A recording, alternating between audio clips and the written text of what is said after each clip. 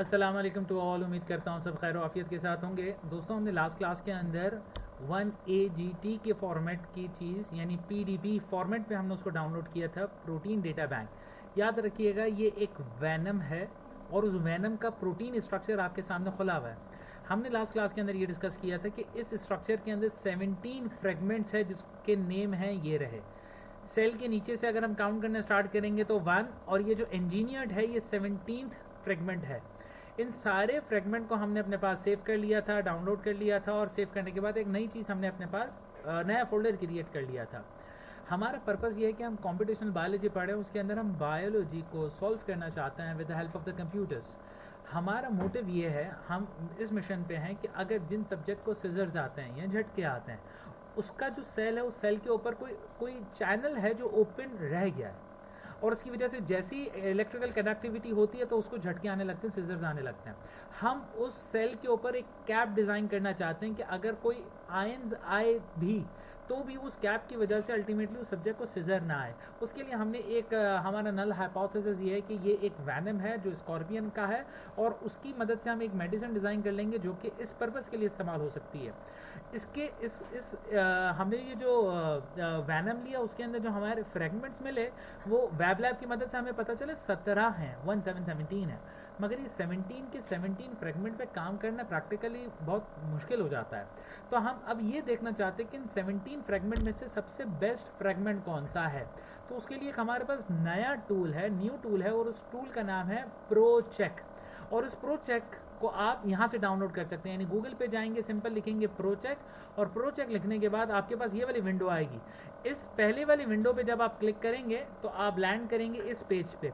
यहाँ पे आपके पास एक ऑप्शन है डाउनलोड का। जैसे आप इस डाउनलोड के ऑप्शन पे क्लिक करेंगे तो आपके पास ये पेज आएगा। अगर आप सिस्टम विंडोज़ बेस इस्तेमाल कर रहे हैं तो आपको इस लिंक को क्लिक करना पड़ेगा। आपने इस लिंक को क्लिक किया। जैसे आप इस लिंक को क्लिक करते हैं तो आपके पास यहाँ पे बहुत सारे प्रोचेक के पार्ट खुल जाते हैं। हमें प्रोचेक NT रखना है, तो जैसे आप इस पर क्लिक करेंगे तो ये आपके पास डाउनलोड हो जाएगा। याद रखिएगा कि आपको प्रोचेक NT को C ड्राइव के अंदर रखना है।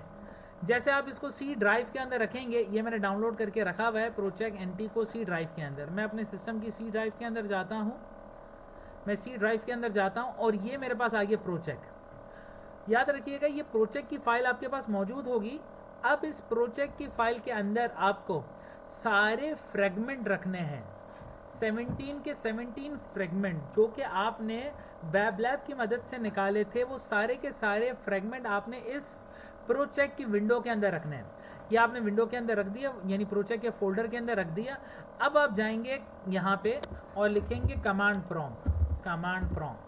आपके सामने ये कमांड प्रॉम्प्ट आ जाएगी।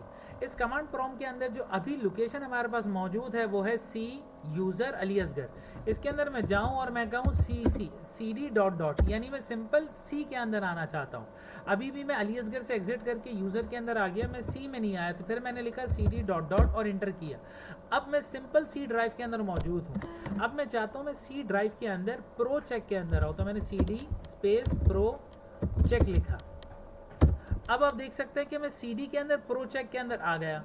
अब इस प्रोचेक के फोल्डर के अंदर जिस फ्रेगमेंट के नेम मैंने अपने पास सेव किए थे उसी नेम की फाइल को मैंने कॉपी पेस्ट करना होगा।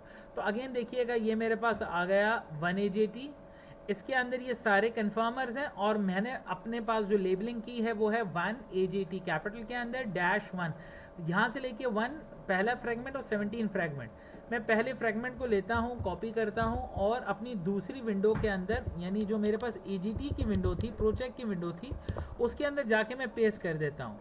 तो मैं गया इसके अंदर, और इसके अंदर जाने के बाद मैंने कहा कि मैं प्रोचेक के अंदर आता हूँ जो कि C ड्राइव के अंदर मौजूद होगा। ये C ड्राइव के अंदर मौजूद है और यहाँ पे मैंने इसको पेस्ट कर दिया। जैसे मैंने इसको पेस्ट किया 1AGT_1 को, तो अब मैं कमांड विंडो के अंदर जाता हूँ और यहाँ लिखता हूँ प्रो स्पेस AGT1_1 और 2.5। याद रखिएगा अगर आपने नेमिंग के अंदर मिस्टेक की ना, यानी जिस नेम से आपने फाइल को सेव किया था उसी नेम को आपको कॉल करना पड़ेगा। अगर आप उस नेम को कॉल नहीं करेंगे तो आपके पास कोई ना कोई एरर आएगा। जैसे फ़िलहाल मेरे पास ये एक एरर आया।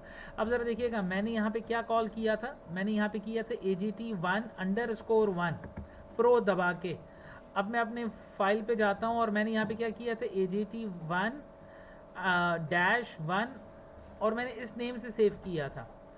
तो या तो मेरे नेम के अंदर कोई मसला होगा या तो कोई दूसरा मसला होगा। अब ज़रा देखिएगा, मैंने यहाँ पे एक चीज़ खोली, विंडो खोली और इस विंडो के अंदर मैंने लिखा again pro space 1AGT-1 space 2.5 और जैसे मैं इंटर करता हूँ तो मेरे पास ये एक विंडो आने लगती है। और जैसे ये विंडो आती है इसके साथ साथ मेरे पास एक दूसरी विंडो आ जाती है जो कि ये वाली चेक कहलाता है। ये प्रो चेक की समरी है। इसके अंदर मैं कौन से कन्फर्मर पे हूँ, मैं पहले वाले कन्फर्मर के अंदर हूँ और इसके अंदर सबसे इंपॉर्टेंट जो पार्ट है वो है ये वाला जिसको हम कहते हैं रामाचंद्रान प्लॉट। और इसके अंदर ये 79% कोर की वैल्यू है। याद रखिएगा, कोर का मतलब है मैच, जितना ज़्यादा मैच होगा उतना ज़्यादा अच्छा। तो हमारे पास पहला कन्फर्मर जो मैच, उसकी जो मैच आई, उसकी जो कोर की वैल्यू आई वो 79 वैल्यू आई। अब ये तो पहले कन्फर्मर की आई, इसी तरीके से आपको दूसरे कन्फर्मर की निकालनी होगी जो कि स्क्रीनशॉट आप देख सकते हैं मेरे पास इस विंडो के अंदर आपको नज़र भी आ रहे हैं। ये पहला कन्फर्मर है, ये दूसरा कन्फर्मर है, ये तीसरा कन्फर्मर है। इस तरीके से मैंने 17 के 17 कन्फर्मर्स की स्क्रीनशॉट अपने इस मैनुअल के अंदर रख दी है।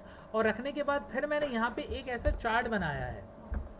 अगर मैं आपको स्क्रीन थोड़ी सी बड़ी करके बताऊँ, ये देखिएगा, ये मेरे पास AGT1 से लेके AGT17 का चार्ट मौजूद है। और इसके अंदर जो ऊपर है यहाँ पे कोर की value, allow, gender, dislikes and bad content. इसके अंदर मैं सबसे ये देखना चाहता हूँ कि सबसे हाई कोर की वैल्यू कब आ रही है। मेरे पास सबसे हाई कोर की वैल्यू आ रही है AGT5 पे और इसके अलावा AGT11 पे। इसका मतलब मेरे पास जो 17 कन्फर्मर्स थे उनमें से जो बेस्ट कन्फर्मर है वो या तो AGT5 होगा जिसकी 82% है, या AGT11 होगा जिसकी 82.8% है। अब इन दोनों पे हम ज़्यादा स्टडीज़ परफॉर्म करेंगे। अब इसके बाद हम क्या करेंगे, हम इसके बाद ब्लास्ट करेंगे और वो जब मैं करूँगा उसके लिए एक नेक्स्ट वीडियो बनाता हूँ। उम्मीद करता हूँ आपको ये लेक्चर समझ आया होगा। Thank you very much.